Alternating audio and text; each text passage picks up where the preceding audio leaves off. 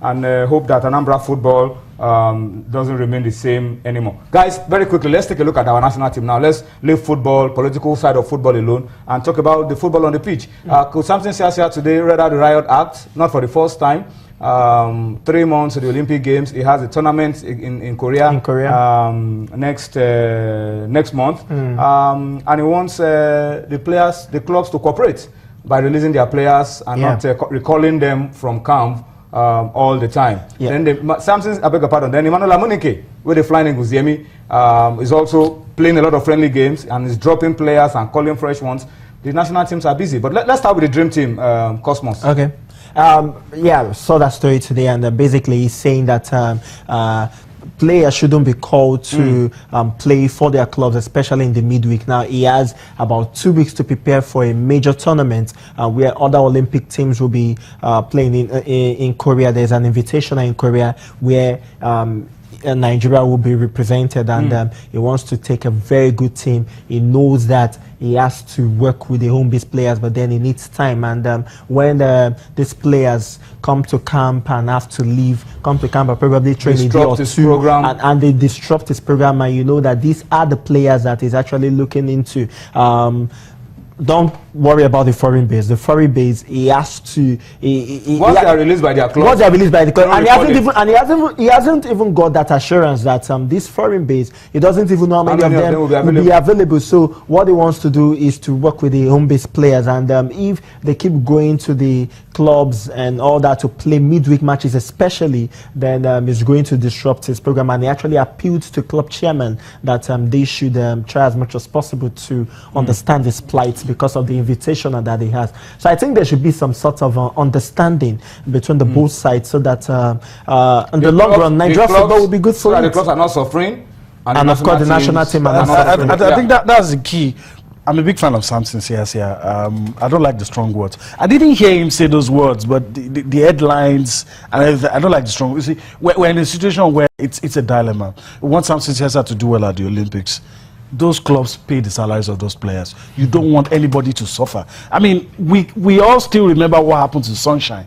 Anybody could sit down and say, look, it's because you took most of our best players. They are always with you. Towards the business end of the season. So even when you're going to say that, I don't like the strong words, but it was attributed to him. I didn't hear him say it, but I don't like strong words. So it's the own problem is with your choice of words. The choice of words. But the summary of what Samson Siasia said is national interest against club interest. But both of them are these clubs very key at this point. Pay the players, they pay the players. Some conspiracy theorists will even go as far as saying how many of those guys will eventually make the team. And look, if you see your players eventually go to the Olympics, whatever you lose, you make up for. But when you say that, look, you disrupt my plans and you make those players. You didn't use those boys. You don't use those boys. I didn't use those boys. You know, just a waste. So we both lost. So I think the NFF needs to wade into the matter, see how all of these things can be done. Because look, no club wants to lose the services of their key players. Nobody wants so I don't know. It's a dilemma. Let's talk about Emmanuel Amunike very quickly. He's been playing friendly games. I like the attitude that he's been putting out. They've been playing a lot of games already. In about 2 weeks, they played about 5-6 games. Yeah, and all his big boys are also involved. Most of those boys who were with him at under 17 level. I'm happy.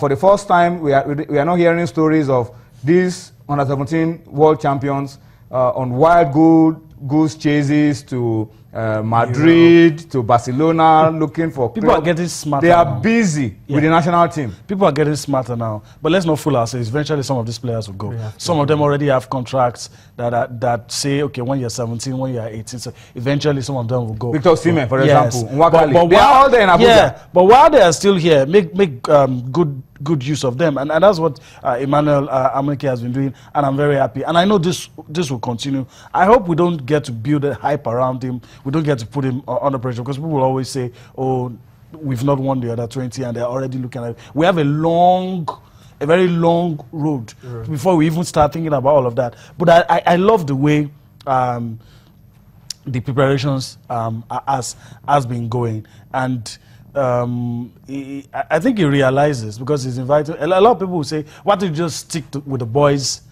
you know? But I think he realizes that you can't pick players on repetition. Who knows the kind of form Victor Osimhen will have if we get to the under-20 championship proper. You know, so that's why he has to inject new blood. Pick this one today. If it doesn't shape up, you drop him. It's not automatic because you were there with the under-17 that you must. Because under-20 is a bigger tournament. Yes. The boys are bigger. The tournament is bigger. And for all you care, we've won under-17 about 4 times. 5 times. We've never won under-20. So it's a bigger tournament. It's a higher level. All right. Guys, let's talk very quickly about the league management company, domestic football in Nigeria. The league management company today officially announced that Giwa FC, for failing to show up in Ilorin for that game against Wiki Tourist, match day 14, they have forfeited 3 goals, 3 points. So at last, the verdict is out. The league management company have made the announcement that Giwa FC have lost 3 points, 3 goals for failing to show up in Ilorin for that game against Wiki Tourist of Bauchi. Yemi, let me get your opinion very quickly on this one. It's spot on. A lot of people will even say, why did you have to wait this long? But I think, I mean, we've got it to a point. The LMC is trying so much not to close the door on this team. And I hope that the club will not take that for granted. They are very close to being thrown out of the league as it stands. And for me, I think it's not even news. It's a straightforward matter. And in this case, I've been one of the few guys that have accused the LMC of dilly-dallying, being slow. But now I realize, with the benefit of hindsight, that they've done nobody. If anything happens, I'm not sure there will be any sane person that will be able to blame the league management company for whatever happens to Giwa, because their fate is in their own hands now. Whatever has happened is what the club has chosen to do. There's no logical explanation for failing to show up at the marked venues. Nobody knows whether or not even the fines that have been given to them will be paid. And you know, when you break the rules, you must be ready for the consequence. I don't know. I'm just waiting for what will happen if they don't show up for the game against Abia Warriors. I think we'll see what will happen. I can tell you for free that they will show up for that game. Okay. They will show up. But let's keep our fingers crossed and wait to see how things eventually pan out. But guys, let's just quickly tell you, update you now. The UEFA Champions League game is over, and it has ended 2-1 in favor of Bayern Munich. They won the game on the night, but they lost the battle. Because on aggregate, it ended 2-2, Atletico Madrid going through with the away goal. So Atletico Madrid are through to the final. Bayern Munich and Pep Guardiola, sorry, no Champions League final for you this season. All right, guys, let's go on a quick break. This time, take you to what people have regarded as one of the biggest upsets in sports history. Is the story of the English Premier League, the story of Leicester City, who are the champions of the Premier League. Let's flow with the fans of Leicester, guys. Yemi, this is the season that you guys should have done something. You guys are in the same club, Arsenal, but they never really got to it. But Leicester, nobody gave them a chance. But let us flow now with Leicester fans who are jubilating everywhere and get some of the reactions to the fact that Leicester are the new champions of the English Premier League. We've done it. The drew. That's all we needed. Chelsea done us a big favour. Thank you, Chelsea, for that. You know, it may not happen again, but I don't care, mate, to make history like this and such a fairy tale about Leicester City. You know, just unheard of it, you know, at the beginning of the season and perhaps last season as well. But now to see this and this crowd, I mean, it's just fantastic, absolutely fantastic. The whole world knows who we are now, that's important. Maybe the Americans can learn to pronounce Leicester properly as well. So, yeah, it's great. This is, apart from him, it's going to be one of the greatest moments in my life, you know. Team spirit, hard work, the staff, the fans, the staff, the players, everybody involved. When we win a game behind the season in world football ever. All right, the reaction of Leicester City fans who are on Cloud9, guys. Cloud9. Should be. Yeah, 5,000 to 1 outsiders. 5,000 to 1. You know, the odds were not in their favors. I mean, people were willing to place bets on Leicester. I saw on Twitter today a lady, a boss, knowing that she's a Leicester City fan, said, I know you guys can never win, so let me just place a bet in your name. And now she's £5,000 richer. And a lot of people just like that. I mean, you could close your eyes and say, of all the people that can win, can't be Leicester. And they've taught us a lesson. Something the Arsenal manager has not been able to do for the past. Look, you've always told us, you know, success can be achieved without money, and this typifies it. No player in that Leicester City team worth more than £3 million. No, some were got for free, some on loan. Riyad Mahrez was gotten for £500,000. The biggest player, Jamie Vardy, was £1.5 million. No player in that team. No player is not even. All of them are below the £2 million mark. You understand? And of course, when you talk about the payment that they get, I think Vardy is the highest paid.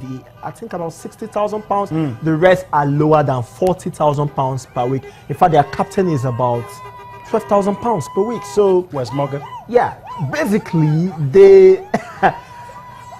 And you have to look at the fact that the way they... And this is the first time Claudio Ranieri is winning. In 28 years. Anything. In 28 years. It's an amazing story. You understand? It's an amazing story. This will continue. It's a fairy tale run. We thought it was going to end. To think that they escaped relegation last season, just this time last season, they were just getting out of the relegation. And when Nigel Pearson was told to go, I said, oh, these guys have shot themselves in the foot. And when they said it was Claudio Ranieri, I know journalists said, how long was it going to take before he got sacked? It was going to be the first manager to be sacked in the season. There was a tweet I saw by Gary Lineker, and he said some awful things about Claudio Ranieri when he was employed or announced as the coach of Leicester City. And right now he's eating his words. All right, let's go on now and talk about tomorrow. Tomorrow in the UEFA Champions League, there will be a big game as well. But before we do that, let's just go back a little bit to the Anambra FA elections issue. We spoke earlier on to the chairman of the appeals committee, who talked to us about the fact that the appeal committee is still sitting for those who have grievances. But tomorrow on this show, we will get to talk to Oliver Aniudo, who is one of the aggrieved candidates of the controversial Anambra State FA elections. We'll talk to him tomorrow on the show to find out from him if indeed he was told about the shift of date in the elections from tomorrow to today. So we'll talk to him tomorrow and find out exactly what his own position is on all of that. But guys, to wrap it up, tomorrow is the final semi-final game, Real Madrid against Manchester City. Goalless as it stands. Everybody is starting afresh. Yeah, everybody is starting afresh. It's going to be a very huge game. Both sides know that they have to win. And of course, both sides have casualties. I mean, Manchester City will be without David Silva and some other players as well. But then a certain Yaya Toure, who was said to be that he will be missing the game against Real Madrid, actually flew with them to Madrid, and he could be playing in this one too. Cristiano Ronaldo is definitely going to be playing. He's 100%. Let me leave you with this funny one. Manuel Pellegrini today said he advises Cristiano Ronaldo to put his health first. Well, that if he's not 100%, don't risk it. Don't try to play. But then it's 100% fit. But Real Madrid have casualties. Yeah, Real Madrid have casualties Karim too. Benzema is out.